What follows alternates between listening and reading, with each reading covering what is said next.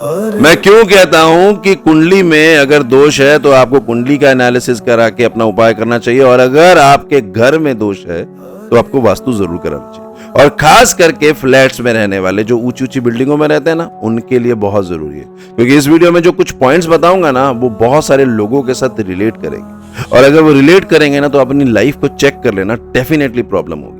देखो, सबसे पहले तो आपके घर के सामने अगर दूसरा कमरा है, मतलब दूसरा घर है जिसका दरवाजा है, तो याद रखना आपकी ऊर्जा कभी भी स्थिर नहीं होगी। क्यों नहीं होगी? क्योंकि आपकी ऊर्जा का स्तर जो है वो सामने वाले ऊर्जा का स्तर नहीं होगा, और जब भी आपके दरवाजे खुलेंगे तो वो ऊर्जा के स्तर में टकराव होगा, और टकराव होगा तो इंस्टेबिलिटी आएगी ही आएगी। इसलिए हमेशा अपने घर के डोर को इस तरह से रखिएगा कि आपकी एनर्जीज हमेशा डोमिनेट करे, हमेशा ऊपर रहे, ताकि आपको प्रॉब्लम ज्यादा ना आए।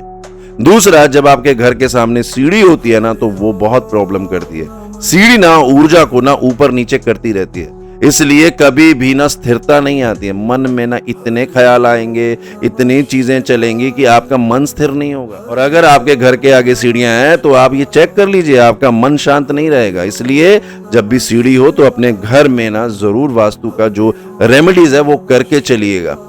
साथ ही साथ जब भी कभी आपका मेन डोर खुलता है और अगर उसके आगे आपने मिरर लगा रखा है तो प्लीज मिरर मत लगाइए। और अगर मिरर लगाना आपकी आवश्यकता है, आपकी कोई जरूरत है, तो मिरर को इस शेप में रखिएगा जो आपकी कुंडली के अनुसार हो, और उसको साफ रखिएगा, क्योंकि अगर ये आपने गलत तरीके से या गलत ढंग से रख लिया तो ये मैग्नीफाई कर देगा, बहुत ज्यादा बढ़ा देगा।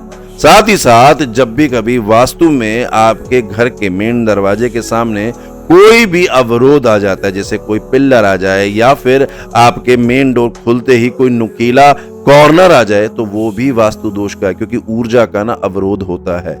इसलिए अगर ऐसा कुछ है तो अब आपको अपने ब्रह्म स्थान की ऊर्जा को सही करना पड़ता है, तब जाके उसकी पावर को आप कंट्रोल कर पाते। जब भी कभी आपके घर के दरवाजे के आगे सर्विस रूम का भी दरवाजा आता है तो याद रखना, सर्विस रूम जो होता है वो हम अपने सर्वेंट्स के लिए यूज करते हैं। तो याद रखना, आपकी जो प्रगति होती है ना, उस प्रगति में हमेशा ना बहुत ज्यादा रिस्ट्रिक्शन आती है अगर हमारा सर्विस डोर भी हमारे मेन डोर के सामने होता है, जो डेफिनेटली फ्लैट्स ओनर को जरूर झेलनी पड़ती है। अगर है तो आपको अपना वास्तु कराना चाहिए।